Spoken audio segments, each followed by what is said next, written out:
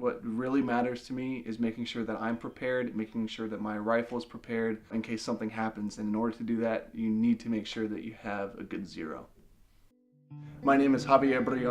I'm from the Northern Virginia, Washington, D.C. area.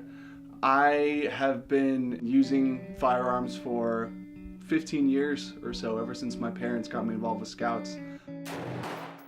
Zeroing is essentially lining up your sights where the bullet actually hits on the target. And you want to make sure that those are as accurate as they could possibly be. And so that way when you shoot your rifle, you're able to have confidence in it, and that the bullet's actually going to go to where you're aiming at. The importance of zeroing is that you always want to know where your bullet is going to be heading when you shoot it. It's like one of the most essential, number one rules of firearm safety. When you're zeroing a rifle, it's important to make sure that you set your target up that you're aiming for at about 25 meters away, and you take about 5 or 6 shots. And as you take those shots, you have someone with you who could be on another scope as well, who could see a little bit farther and can tell you where those shots are landing. So for example, if I'm aiming for the middle of the crosshair and it's actually coming up right about here, and you see these 5 shots right here, you know that you're going to have to adjust the sights, for example, like a couple clicks to the right and then a couple clicks down so that they land right in between the crosshairs. Let's bring it down 1 over 2. All right. The thing that makes zeroing difficult at times, there's quite a few factors actually that go into it. If it's pretty windy, that could affect the trajectory of the bullet, and it could land in a place that's not where your crosshairs are. In particular, there's a couple times where I've gone and it's been really cold. That doesn't necessarily affect the trajectory of the bullet, but it might affect my hand a little bit. I want to make sure that I'm feeling loose and that I'm comfortable with my firearm when I shoot it. Your breathing pattern could also affect the way that you pull the trigger and the accuracy of the bullet when it lands. The way that you pull the trigger could also affect the way that the bullet lands, because if you pull it in a certain way, it could bring the whole rifle with it.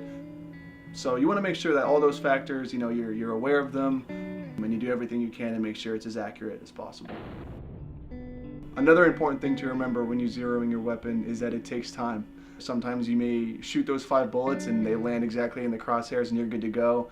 Some other times you might over adjust, you might have to bring it back. It just takes time. Make sure that you're patient.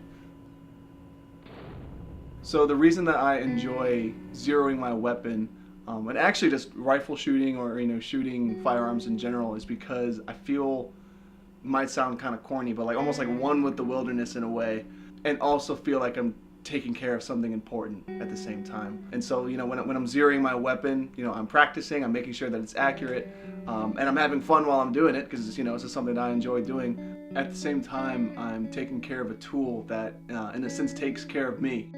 Protecting my family and having a peace of mind of my family's safety is the most important thing. And on top of that, because that's an important priority, not just owning firearms is important, but understanding how they work and making sure that they're accurate and reliable is of the utmost importance. And I think I would rather know that I'm able to defend myself if something bad does happen than hope that the law prevents someone from doing something bad.